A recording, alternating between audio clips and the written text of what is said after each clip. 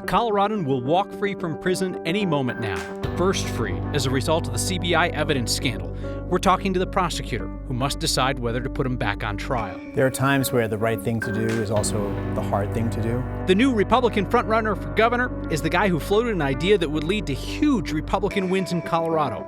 You just stop counting each vote equally. Afghans who fled their country, given the legal right to be here in Colorado, may soon lose that. This is a bad week to be a pothole in Westminster. City's going ham, filling hundreds of them in a few days. We're going to be covering 1,136 lane miles of roadway. And a community college is restarting its citizenship classes for future Americans thanks to your donations. Because you don't just watch, because this is next. A Coloradan convicted of murder, expected to spend the rest of his life in prison. Instead, he is about to walk free any minute now. The first conviction overturned because of the Colorado Bureau of Investigation's DNA testing scandal. A former analyst there is accused of manipulating data in hundreds of cases. Our Mark Salinger is up in Boulder County, waiting for this moment, Mark, when Michael Clark will be freed. Yeah, Kyle, we expect Michael Clark to walk out of the Boulder County jail here any minute now. His lawyer tells me that he's going to walk out with his family. Now, for the past 12 years, he's been in prison serving a life sentence without the possibility of parole. He never thought he'd have this moment to be let out into the public. Outside the Boulder County jail, Adam Frank knows this is the day that he's been fighting for. Getting an innocent man out of jail, I don't know that there's anything else I've ever wanted to do more. Frank represents Michael Clark, a man convicted of first-degree murder in 2012 and sentenced to spend the rest of his life in prison. He says he's an innocent man. Fundamentally, there is no evidence that points to Michael Clark that is even slightly credible. Nothing. Today, Clark is posting bond after the DNA evidence that tied him to the crime was called into question. Former Colorado Bureau of Investigation analyst Missy Woods worked on his case. An investigation found she may have manipulated data in hundreds of cases. This is the first where conviction has been vacated. This was a cold case from 1994 until 2012 that everyone agreed they couldn't solve, they couldn't prove, they didn't know who had done it. The thing that changed it was Missy Woods' false claim that DNA put Michael Clark at the scene. There are times where the right thing to do is also the hard thing to do. Boulder County District Attorney Michael Doherty asked a judge last week to vacate the 2012 conviction.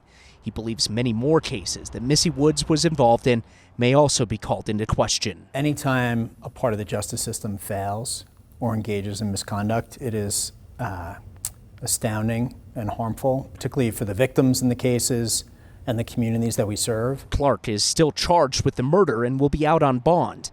The DA's office is looking at the evidence and will decide if they will try the case again. Public safety and justice are always going to be the top priority, but we also have to consider the rights of the defendant in that analysis as well. There just isn't evidence that he did this, so I don't expect the prosecution to try him again. More than 12 years after he was arrested, Frank is finally waiting to see his client. Yes, absolutely 100%. Outside the prison walls. Mike was on his way to drop off his youngest kid at daycare when he got arrested, and that child is a sophomore in high school now. So there were three problems with this case that an appeals court found, including not just this DNA that popped up when Missy Woods' scandal started, but also that there was potential jury tampering as well as a concern with a defense attorney that originally represented Michael Clark in this trial. So his next trial date, the next court date, will be in June.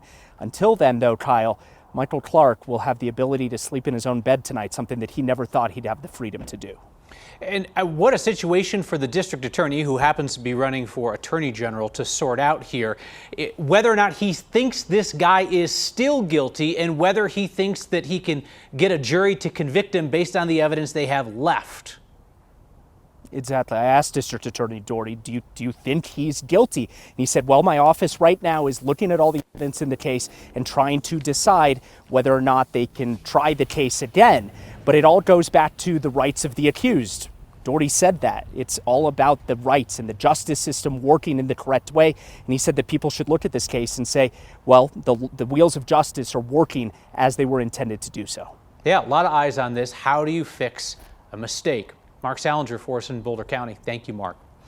The threat of a veto from Democratic Governor Jared Polis just helped kill a popular bipartisan bill at the state legislature that would have added age verification technology to adult websites. The sponsors pulled their bill today rather than risk the governor's rejection. The bill would have required adult websites to verify users' ages before granting access. That would either be through digitally shared government-issued ID or through various AI tools that estimate age based on a user's submitted photos or videos. The bill's sponsors cited a case out of Texas as well, where the Supreme Court is going to rule on this issue. They say they'll bring it back next year, try to tailor it to the Supreme Court's eventual ruling. We should mention this is a concept that's passed in red states. Colorado would be the first Democrat-controlled state to put it into law.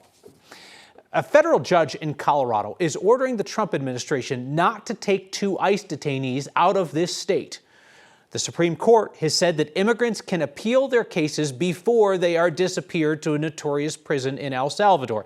And these detainees are trying to get their cases in front of a friendlier judge in Colorado before the Trump administration can move them to a more conservative state like Texas or Louisiana. The ACLU is suing on behalf of 2 men currently detained in Colorado who claim that they have been wrongly accused of being members of Venezuelan gang Tren de Aragua. Attorneys for these men say that they worry that they could be deported to that prison in El Salvador without getting a court hearing. The Trump administration has deemed TDA to be a terrorist threat, and they're using an old law to deport accused members without those men ever having a chance to defend themselves in court.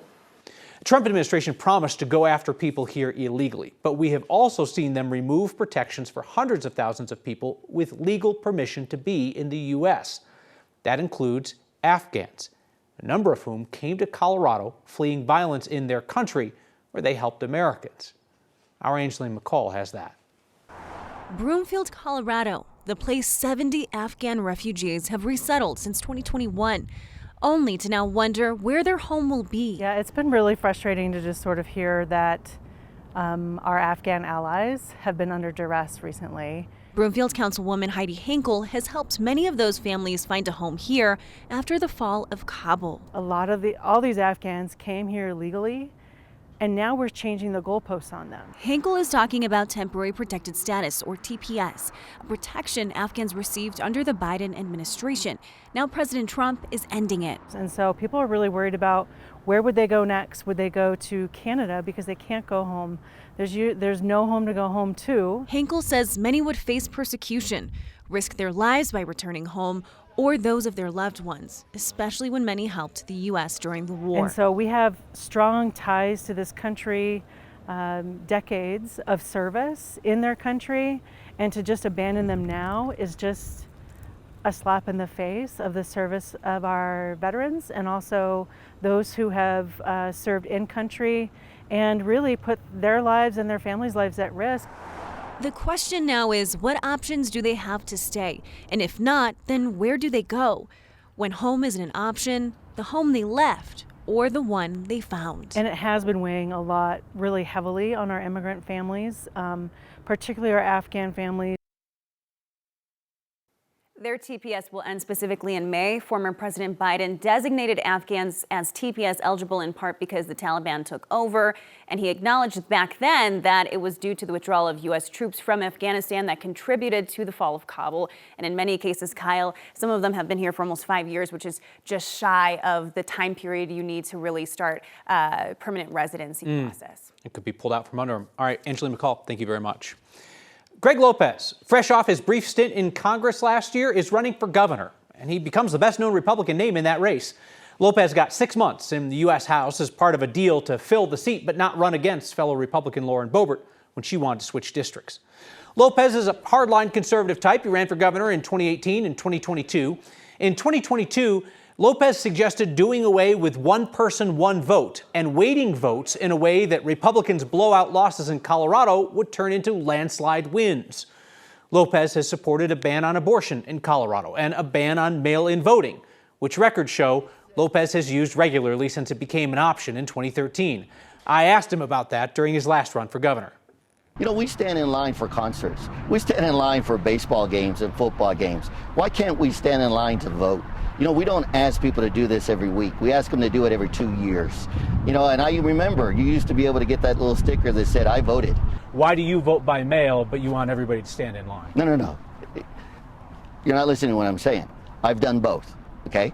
I believe standing in line is more appropriate. Lopez went on to lose the 2022 GOP primary to Heidi Ganahl. She went on to lose the general election by nearly 20 points. We've invited Greg Lopez to come back on next and share his views today. I hope you will hear from him here soon. The Community College of Aurora is going to start signing up students for its citizenship classes this week. Those classes were canceled due to the loss of a federal grant. Then your latest Word of Thanks microgiving campaign raised $50,000 to pay for those classes for this year, and you're already working on next year's classes.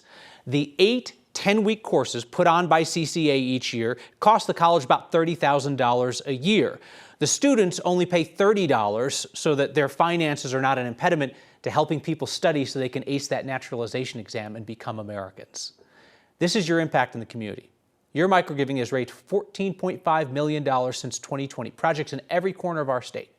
So tell me what nonprofits are doing in your corner of Colorado, how we can help. If the finances check out, there's a good solid plan, they may be featured here in the future. Email your ideas to us at next@9news.com or text NEXT 303-871-1491. Senator Michael Bennett's getting some heat for his plan to pick his own successor in the Senate if he's elected governor. I will ask him about the horrible track record of how that has worked in Congress recently. Our roads to be in good condition. We want them safe for the traveling public. If there's a crater killing car tires on your street, these guys are going to find it.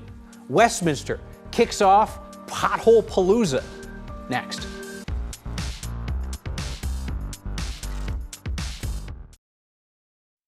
The former Clear Creek County Sheriff's deputy who shot and killed Christian Glass was sentenced today to 3 years in prison. That's the max. In June of 2022, Christian Glass called 911 for help. He got in his car stuck. He was having a mental health crisis. The 22-year-old refused to get out of the car when deputies arrived. He said he was scared. Deputy Andrew Buen broke his car window, shot him with beanbag rounds, fired a taser, and then eventually shot him 5 times. Buen was facing a second-degree murder case. In his first trial, jury found him guilty of reckless endangerment, a lesser charge. Couldn't reach a verdict on the more serious charges. In his retrial in February, jury convicted him on the charge of criminally negligent homicide. Members of that first jury told us that there was a lone holdout that refused to convict any police officer of any crime on the job. Buen's supervisor on that night, Kyle Gould, pleaded guilty in 2023 for failing to intervene during the shooting. He got probation.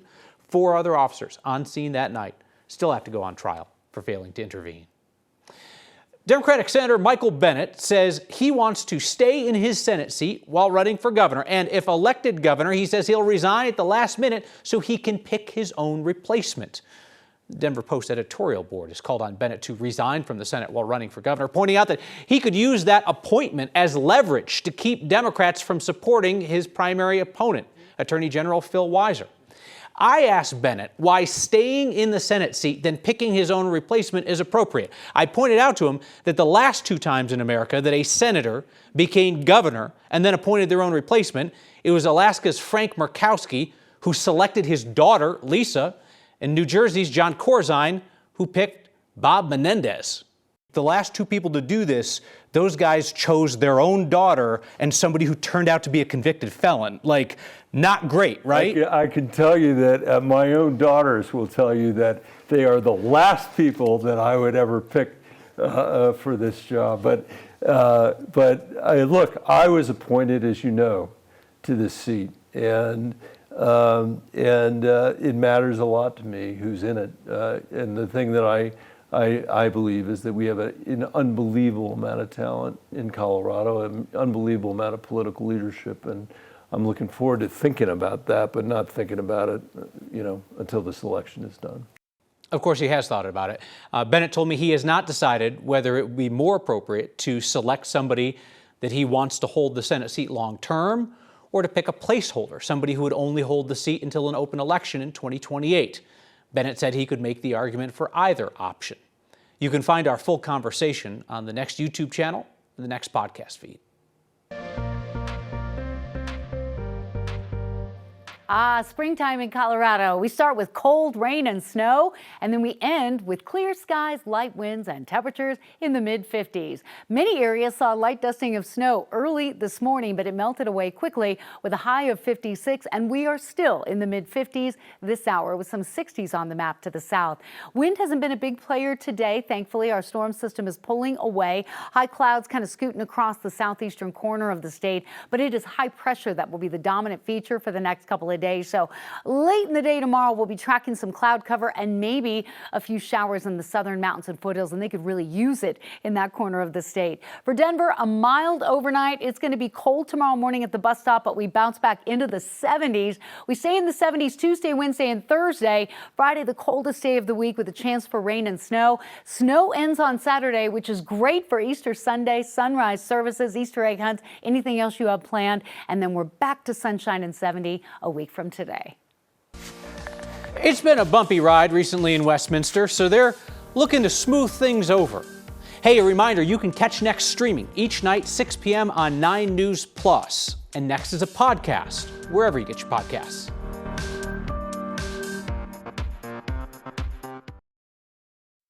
You know it's spring in Colorado the first time your car hits a pothole the size of Mile High Stadium and you chip a tooth.